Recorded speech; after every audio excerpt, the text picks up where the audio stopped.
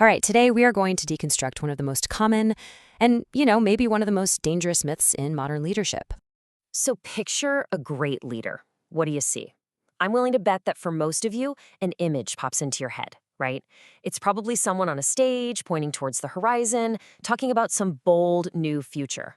We're all kind of conditioned to see leadership this way, as this big, grand, forward-looking vision. But here's the big counterintuitive idea we're digging into today. What if that very vision is a trap? What if trying to be that visionary leader is the one thing that's actually stopping you from, leading? Okay, so to really unpack this, we're going to lean on a text called The Anchor of Presence, Leadership Through Orientation. And man, it is a really sharp deconstruction of the leadership ideals we all seem to hold so dear. So, the source basically sets up this central conflict, this big idea.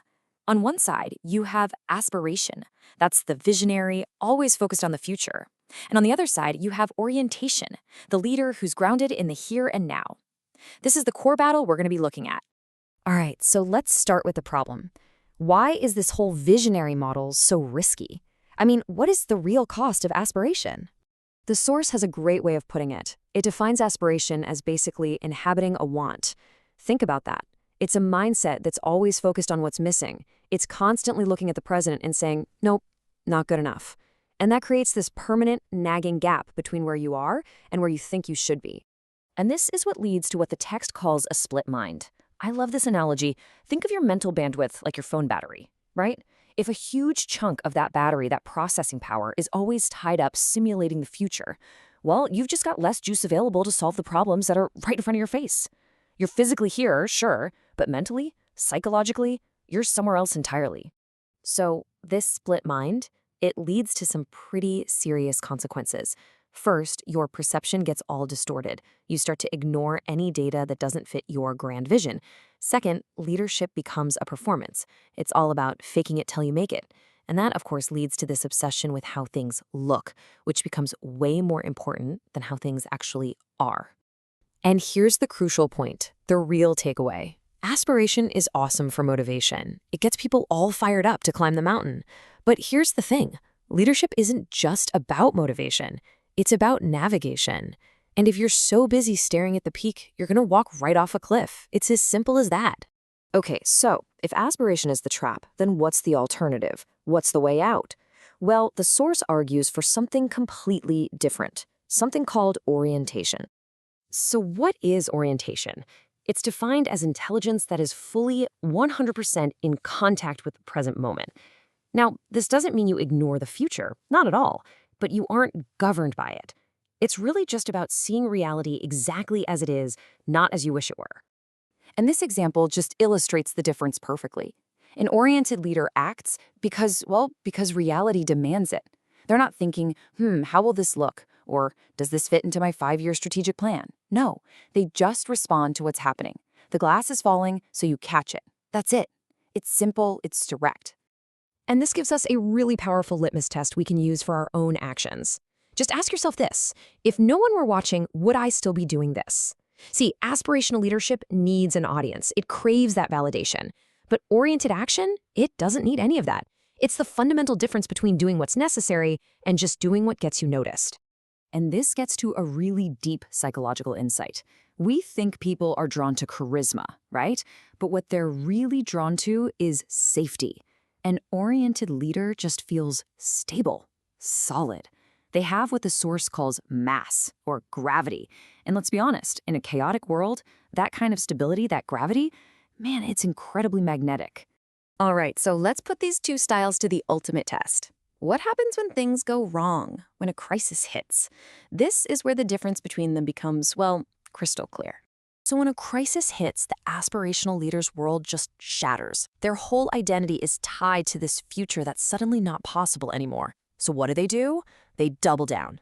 They shout louder. They start pointing fingers and blaming others, and they try to literally bend reality with nothing but words. But the oriented leader, totally different story.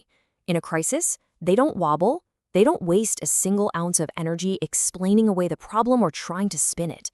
They just absorb the new information and act on this new reality. They metabolize the failure, and they move on. Think about it like this. If a building is on fire, who do you follow? You don't follow the person giving a keynote speech on fire safety. No way. You follow the person who knows where the exit is and is already walking towards it. In a real crisis, we don't follow rhetoric. We follow correct action. We instinctively align with the person who is most in contact with reality. Okay, so now let's zoom out a bit because this isn't just about individual leaders or their psychology. This is about the very systems we're building, especially when it comes to technology. The source makes a powerful argument here that our entire culture, I'm talking business, politics, you name it, is basically designed to reward aspiration. We consistently elevate that charismatic promise of a golden future over the quiet, steady competence of someone who's just managing the present. And this is where it gets really fascinating and maybe a little scary. The source connects this directly to AI. Think about it. Large language models are, in a way, pure, ungrounded aspiration. They have zero contact with reality. All they do is predict the next most plausible word. They are optimizing for the form of a confident answer, not the substance of actual truth.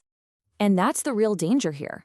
As we start integrating these tools everywhere, we risk mass-producing this exact type of hollow, performative leadership.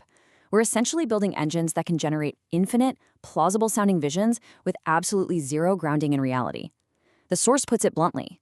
We are industrializing the hollow executive. So what's the solution to all this? The source proposes what it calls a quiet standard. The idea is that true leadership isn't some skill you go learn in a seminar. It's not a 5-step plan.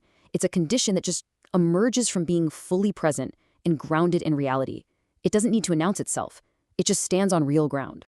And so that leaves us with a final, pretty challenging question for all of us.